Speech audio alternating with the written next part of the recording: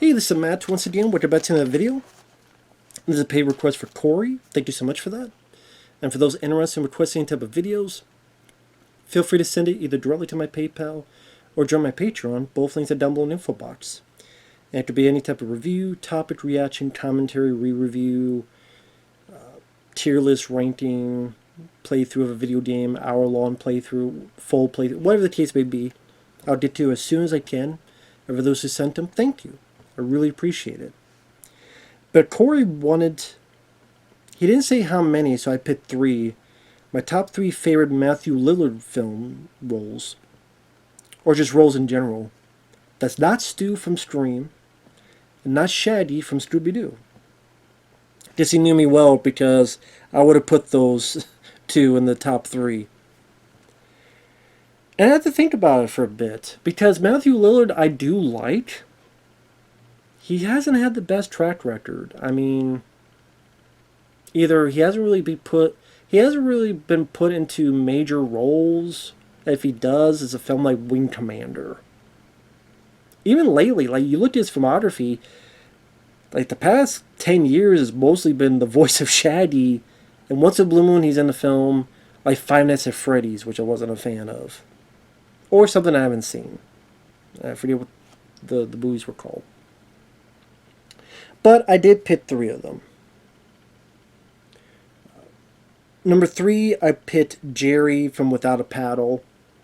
Which is funny, I'm doing this and I looked on YouTube and days ago, maybe that was by this point with his upload a week ago, Dat Shepard has a podcast on YouTube and he did a show with Matthew Lillard and Seth Green.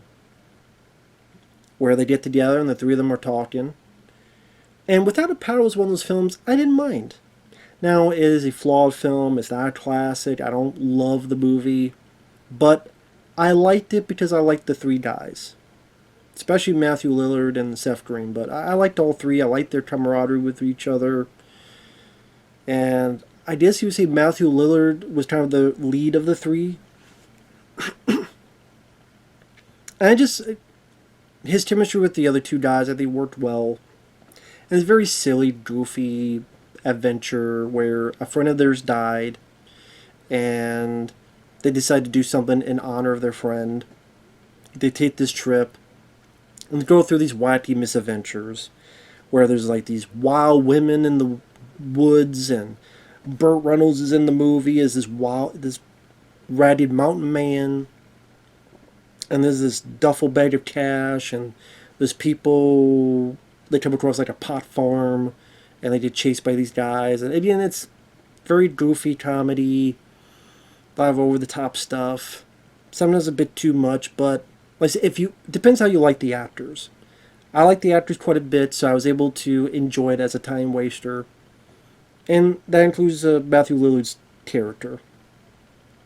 So, I guess you say it's one of his more kind of straightforward roles and less wacky, goofy type of Matthew Lillard. Number 2, I put 13 Ghosts as the character Dennis Rafkin. Now, I like 13 Ghosts, the remake. I never saw the original. It's a film that could have been better because it's about 13 ghosts, but you don't really get much of all 13 ghosts. You know, there's a decent amount highlighted.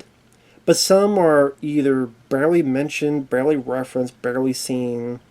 And when you have 13 ghosts, you think there's going to be a lot more like blood, gore, body count. Maybe it's like, but it just wasn't the case. So it's like, wow, they put a lot of this work, and a lot of their work wasn't really able to be utilized as much as they could have. But I did like the style of the film in terms of the architecture of the house, the environment, where everything is see-through glass. I thought that made it a bit unique of an environment and a set design. I like the actors like Tony Shalhoub and F. Murray Abraham and Matthew Lillard. The lady that plays the maid, granted I'm sitting there going, well, if you're so poor, Tony Shalhoub, how can you afford a maid? But anyway, You know, I could take her or leave her. Shannon Elizabeth is in the film, but she's not really in it a whole lot. Because she's in it, then she pretty much disappears pretty quickly. And who's the other cast member? And Beth Davids. Yeah, she was the take her or leave her. I don't mind. I like the actress. But Matthew Lillard, I wish he was the lead character. As much as I like Tony Shalhoub, I wish Matthew Lillard was the lead character. Because to me, he was the most interesting. He was the guy that's kind of helping F. Murray capture the ghost, but at the same time, he was regretting it, and he thought it was a bad idea. And I think he comes to the house because he wants his money, but at the same time, he's also trying to warn the family. And he's a guy that takes a bit of action, who knows a bit what's going on. And he has some good one-liners in it. He has some good personality and sense of humor.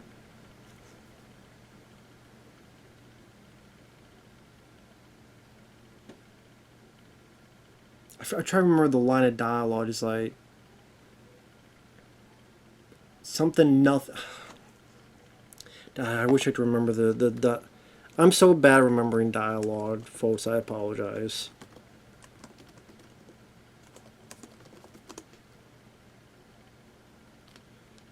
Yeah, can I rely on you not to get me killed? I guarantee nothing.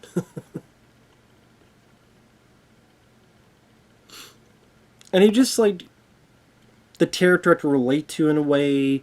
He was a guy that was the most easy to root for, at least in my opinion. And like he's a guy who's like throwing the flares to dissipate the ghosts and helping Tony Shalhoub with the piece of glass and to have the ghost get out of the way. And it would be unique because that would not be your typical lead, typical action star. But I thought that would actually work in this environment. I do wish he was the lead. I think that would have been even more of a benefit. But sadly, he's not, and then he gets killed, which I thought was really disappointing. Now he comes back later to kind of help, but more just give a piece of advice to Tony Shalhoub's character. But still, I kind of wish he was utilized more. Or at least if he's not the lead, then have be the second lead and just have the two of them stand toe to toe against the ghosts and the bad guys and so forth. So I do wish more was done with his character. But like I said, when he was there, I thought he had a fun sense of humor. He had definitely the right energy for the proceedings. I didn't find him annoying like other people did. Like I said, I did quite like his character. And then number one is SLC Punk. As Steve-O Levy. Where it showed much more range out of Matthew Lillard than people really give him credit for, or that he's given the opportunity to showcase.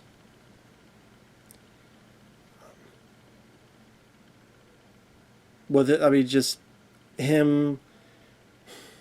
Yeah, this is a spoiler. I would say this: if you think Matthew Lillard is only one type of actor, I would say check out SLC Punk. And shows he's a lot more capable than you would think. Just don't want to spoil something, but this is something very important for the ending. So, spoilers. But there's a character who he's best friends with called Heroin Bob. And spoiler, there's a bit at the end where Matthew Lillard comes in and sees that his friend is dead. And that scene alone, the way he plays the scene, and he's like dumbfounded, and then he's kind of sickened, he touches, he freaks out, and he just doesn't know how to deal with it. It's like, holy poser, die, you fucking idiot! Now what I'm going to do for a friend?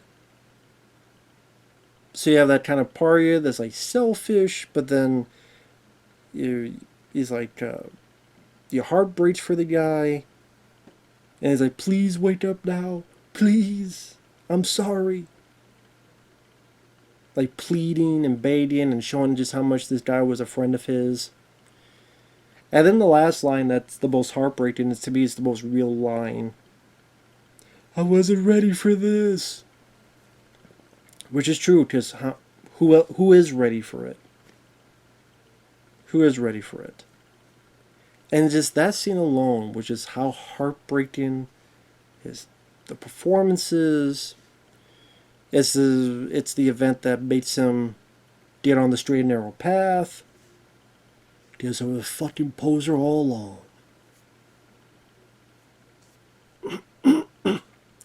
While I do like the film does have some flaws here and there.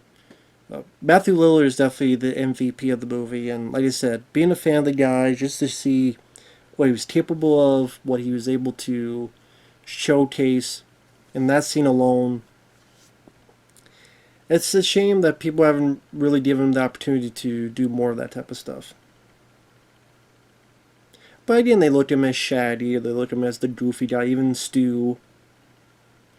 That goofy quality in nature. Some find him annoying, some find him irritating. For those like me who do like his stuff, some, even if they liked him, they just say, oh, he's just more of a comedy. They don't buy him in drama. And it's one of those things where it's a shame. Shame he didn't get as many opportunities as he could have. But he really did a great job in that movie. If I had a 4, it would be his character in Hackers, named Serial Killer, but Serial, like the bowl of cereal. But it's been forever since I've seen that film that I don't remember a lot of details. I remember liking the film, but I don't remember the details, so these I remember a bit more of the details, is why I put them on the list. But yeah, number 3, Jerry and Without a Paddle. Number 2, Dennis Rafkin and 13 Ghosts. And number 1, Steve-O Levy and SLC Punk. Now, granted, if I put the other 2, he didn't want me to put it on there, I'd probably say Shaggy, Scooby-Doo's number 1. Then honestly, I would say Stu would be number 3. So it'd be Shaggy, SLC Punk, Steven, Stu from Stream, 13 Ghosts, Dennis Rafkin, and then Jerry from Without Paddle. So that'd be a top 5. Because again, like his other roles, like if I look at his roles, and I'll just do this now since it's a decently short video. I'll just look at his filmography right here. And he seems like a nice guy, like never hear anything bad about him.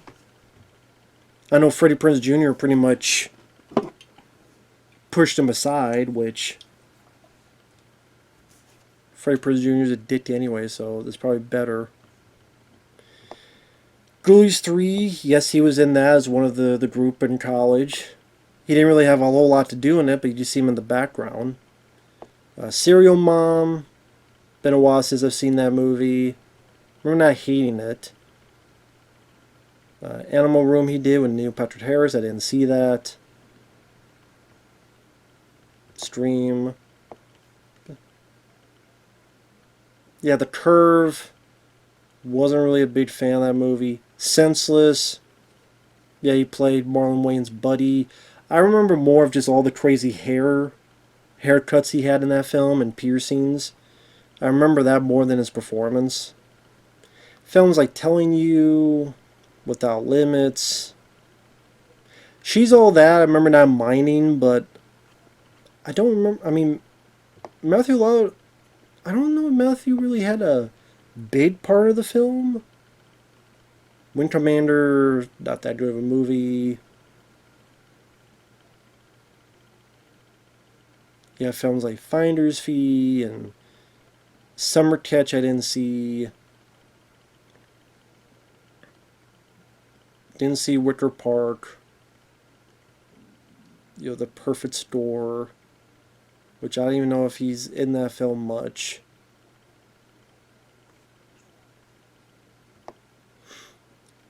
In the Name of the Teen, a Dungeon Siege Tale, I forgot he was in that. Extreme Movie as himself. Endless Bummer, I remember that being an awful film. And they put him on the cover, but he's not the lead in that movie. And yeah, like from 2014, other than something like Match, Scooby-Doo, Frank and Creepy, Scooby-Doo, Moon Monster Madness, Scooby-Doo and Kiss Rock and Roll Mystery, Lego Scooby-Doo, Scooby-Doo and WWE Traces the Speed Demon, Shaggy's Showdown, Lego Scooby-Doo, Blowout Beach, The Brave and the Bold, Scooby-Doo and Batman, Scooby-Doo and the Gourmet Ghost, Scooby-Doo and the Curse of the 13 Ghost, Happy Halloween Scooby-Doo, Scooby-Doo Return to Zombie Island. Oh, He's All That, where he's the principal, and that was an awful movie. Straight Out of Nowhere, Scooby-Doo meets Curse of the Cowardly Dog, Trick or Treat Scooby-Doo, Scooby-Doo and Crypto 2, Five Nights at Freddy's, and I guess a film that's coming out called Life of Chuck. That's pretty much like the past 10 years that he's been doing. But hey, it's successful. He found something to pay the bills.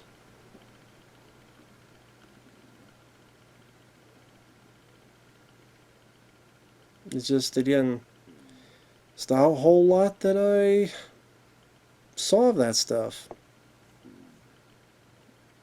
But, you know. So it's too bad he didn't really get as much variety. I think people thought he was just the goofy guy, so they didn't want to give him that chance. And I remember there were people back in the day saying he was annoying, he was irritating, they didn't like him. And I'm sure maybe studios, they overheard that. They went, oh, okay, you know, he's the goofy guy, maybe put him in that. So, which is too bad. But, you know, what can you do? So with that said, thanks for watching, take care, and we'll see you guys later. Bye-bye for now.